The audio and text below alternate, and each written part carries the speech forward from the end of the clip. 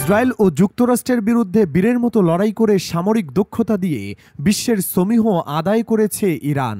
এবার কূটনৈতিক মহলেও ইরান তার অবস্থান শক্ত করে চলেছে। ইরান এখনও যুদ্ধ থেকে সরে আসেনি, বরং দীর্ঘ যুদ্ধের প্রস্তুতি নিচ্ছে। অন্যদিকে ইরানের পর তুরস্ক হুমকি হয়ে উঠছে ইসরায়েলের কাছে। গ্রিসের মাধ্যমে তুরস্ককে ঠেকাতে মাঠে নেমেছে মোদি ও নেতানিয়াহু। কেন ও কিভাবে এই সবকিছু তুলে ধরব এবারের প্রতিবেদনে। তুরস্ককে ঠেকাতে ভারত ইসরায়েলের মিশন। ইরান ইসরায়েল যুদ্ধ শেষে তেহরান যখন পোড়ার গন্ধে ব্যস্ত, আঙ্কারা তখন সতর্ক চোখে তাকিয়ে আছে সেই ধোঁয়ার দিকে। ইরানে হামলার ঘটনাকে তুরস্কের জনমনে দেখা হচ্ছে একটি ভয়ানক বার্তা হিসেবে। একদিকে ইসরায়েলের সামরিক শক্তির প্রদর্শন, আরেকদিকে পশ্চিমার নীরবতা তুর্কিদের ভাবিয়ে তুলেছে। এর পরের টার্গেট কি তবে তুরস্ক? গ্রিসকে দিয়ে তুরস্কের সাথে নতুন খেলায় নেমেছে ভারত। ইসরায়েলের পরবর্তী টার্গেট কি তুরস্ক? তুর্কিরা ইরানকে একটি প্রাচীন ও গর্বিত জাতি হিসেবে দেখে, ধর্ম, প্রতিরোধ আর স্থিতিশীলতার প্রতীক। আর তাই ইরানের ক্ষয় তাদের মনে করিয়ে দেয় তুরস্কেও তৈরি থাকতে হবে। তাদের প্রথম প্রশ্ন, আমাদের বিমান প্রতিরক্ষা কি যথেষ্ট? আমাদের তৈরি ক্ষেপণাস্ত্র কি সত্যিই কার্যকর? ইরানে হামলা চালিয়ে ইসরায়েল স্পষ্টভাবে প্রমাণ করেছে আসলে তাদের অন্য উদ্দেশ্য রয়েছে, যেমন প্রমিসল্যান্ড বা বৃহত্তর ইসরায়েল গঠন এবং আঞ্চলিক আধিপত্য বিস্তার। ফলে তুরস্কের নাগরিকেরা বিশ্বাস করতে শুরু করেছেন যে সেখানে তুরস্ক হতে পারে ইসরায়েলের পরবর্তী টার্গেট। ইরানে হামলার পর তুর্কিদের রাজনৈতিক মতাদর্শ নির্বিশেষে সবার প্রথম ও প্রধান উদ্বেগ তৈরি হয়েছে তুরস্কের নিজস্ব প্রতিরক্ষা ব্যবস্থার বর্তমান অবস্থা নিয়ে। তুরস্কের ক্ষেপণাস্ত্র কর্মসূচির কি অবস্থা? আমাদের বিমান প্রতিরক্ষা ব্যবস্থা কি F-35 শনাক্ত করতে পারবে? এই প্রশ্নগুলো সামাজিক যোগাযোগ মাধ্যমে ব্যাপকভাবে এসেছে। এসব প্রশ্ন ইরান ইসরায়েল যুদ্ধ চলাকালে দৈনন্দিন আলোচনার বিষয়বস্তুই হয়েছিল।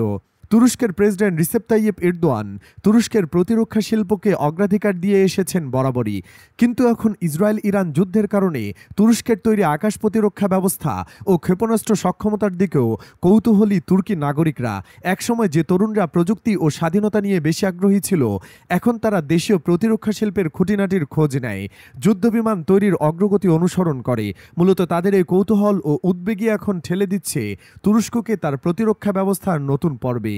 সাম্প্রতিক বছরগুলোতে তুরস্ক নিজেদের ড্রোন প্রযুক্তি, যুদ্ধজাহাজ এবং ক্ষেপণাস্ত্র ব্যবস্থায় ব্যাপক উন্নয়ন করেছে। এখন সময় এসেছে আকাশ প্রতিরক্ষা ও যুদ্ধবিমান প্রযুক্তিতে আরও এক ধাপ এগিয়ে যাওয়ার। তুরস্কের বিরুদ্ধে ভারতীয় মিশন। এমনিতে ভারতের সাথে তুরস্কের প্রকাশ্য বা সরাসরি শত্রুতা ছিল না, কিন্তু ভারত পাকিস্তান যুদ্ধে তুরস্ক পাকিস্তানকে সামরিক সহায়তা দিয়েছে, যা নিয়ে ব্যাপক ক্ষোভ তৈরি হয়েছে ভারতের। ভারত তখন থেকে সুযোগ খুঁজছে কিভাবে তুরস্ককে কোণঠাসা করা যায়। একদিকে ইসরায়েলের লক্ষ্যবস্তু তুরস্ক ও পাকিস্তান, এটা অনেকটাই ওপেন সিক্রেট, কারণ ইরান ছাড়া এই দুই মুসলিম দেশেই সামরিক শক্তিতে অনেক এগিয়ে। পাকিস্তানের আছে পারমাণবিক অস্ত্র, আর দেশটি ভারতের সরাসরি শত্রু। ফলে পাকিস্তান ইস্যুতে ইসরায়েলের সাথে ভারতের মনোভাব মিলে যায়। তারা উভয়ই পাকিস্তানের পরমাণু কর্মসূচি ধ্বংসে অতীতেও একজোট হয়েছিল এবং ভবিষ্যতেও হবে। তাছাড়া সাম্প্রতিক পাক ভারত যুদ্ধে ইসরায়েল ভারতকে অনেক সহযোগিতা করেছে, আর আন্তর্জাতিক মহলে তুরস্ক বরাবরই ইসরায়েলের কঠোর সমালোচক। ফলে ইসরায়েল এবার ভারতকে পাশে পাচ্ছে তুরস্ককে ঠেকাতে। তুরস্কের প্রতিবেশী ও শত্রু দেশ হিসেবে গ্রিসের কাছে অস্ত্র বিক্রি করতে যাচ্ছে ভারত।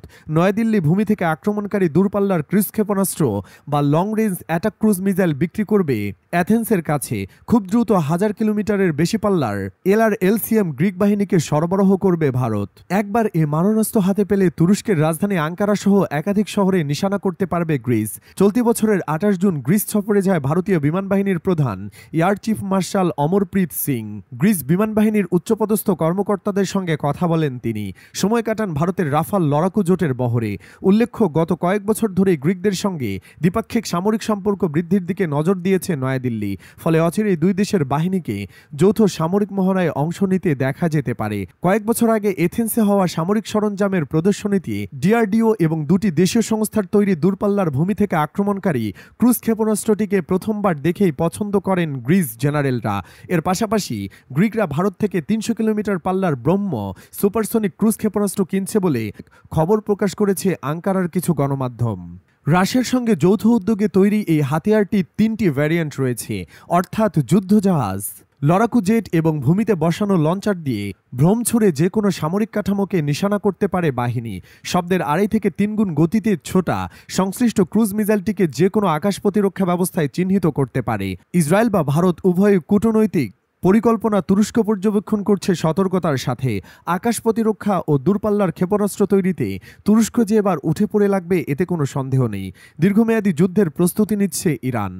ইসরায়েল যুদ্ধ থেমেছে কিন্তু দাহ রয়ে গেছে। সেই আগুন এখন ছড়িয়ে পড়েছে কূটনীতির অলিন্দ থেকে প্রতিরক্ষা কৌশলের নিঃশব্দ আলোচনায়। আর এই পটভূমিতেই ইরান পেয়েছে একটি বড় কূটনৈতিক জয়ে। ব্রিক্স পাস সম্মেলনের বিবৃতি।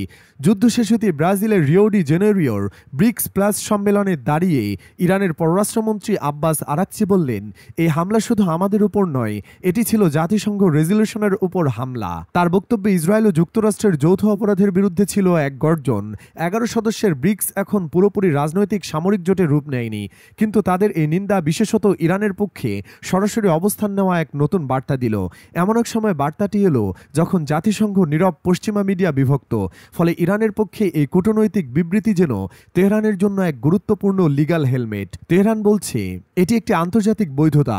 অন্যদিকে যুক্তরাষ্ট্রের নাম সরাসরি বিবৃতিতে না থাকলেও বিবৃতির ভাষায় স্পষ্ট করে দেয় নিন্দা কার উদ্দেশ্যে। তবে এই কূটনৈতিক বিজয়ের আড়ালে ইরান নীরবে প্রস্তুতি নিচ্ছে আরেক দীর্ঘ যুদ্ধের। অতীত তাকে শিখিয়েছে ক্ষতির হিসাব শুধু মাঠে নয়, কৌশলেই লেখা থেকে যাবে। ইরান যেন আবারও 1980-এর দশকের ছায়া দেখে। ইরান ইরাক যুদ্ধের সময় তারা বলেছিল এটা আরোপিত যুদ্ধ, এখনও বলছে একই কথা। আর প্রতিক্রিয়া তখন যেমন তারা সময়কে ব্যবহার করেছিল, প্রতিশোধের অস্ত্রে আজও ঠিক তেমনি ব্যবহার করেছে সময়কে। বর্তমান যুদ্ধবিরতি ইরানের চোখে কৌশলগত। তারা এটিকে কখনোই স্থায়ী শান্তি হিসেবে দেখছে না, বরং সময়কে দেখছে একটি সম্পদ হিসেবে। অস্ত্রভাণ্ডার পুনর্গঠন, প্রতিরক্ষা মূল্যায়ন ও কূটনৈতিক পুনঃপদক্ষেপের জন্য এই খান্তি মুহূর্তে তারা তাদের সবচেয়ে বড় 3টি চিন্তার দিকে ফিরেছে: নেতৃত্ব পুনর্গঠন, আকাশ ও সাইবার প্রতিরক্ষা শক্তিশালীকরণ এবং আন্তর্জাতিক পরিসরে কূটনৈতিক চাপ তৈরি। ইরানের ক্ষেপণাস্ত্র মজুত কমেছে কিন্তু অভিজ্ঞতা বেড়েছে। 21 শতাব্দীর যুদ্ধ মানেই শুধু ড্রোন বা ক্ষেপণাস্ত্র নয়, এয়ারবার্ন ওয়ার্নিং সিস্টেম, আধুনিক যুদ্ধ বিমান, বৈদ্যুতিক যুদ্ধ সক্ষমতা। আর ঠিক এই জায়গায় ইরান এখনও পিছিয়ে।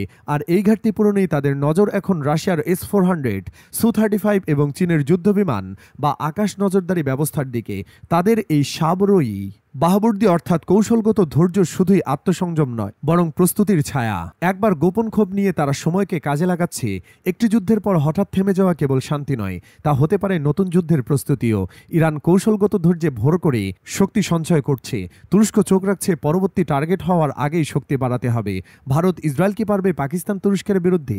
আপনাদের মন্তব্য কমেন্টে জানান। আজ এ পর্যন্তই, দেখা হবে অন্য কোনো ভিডিওতে।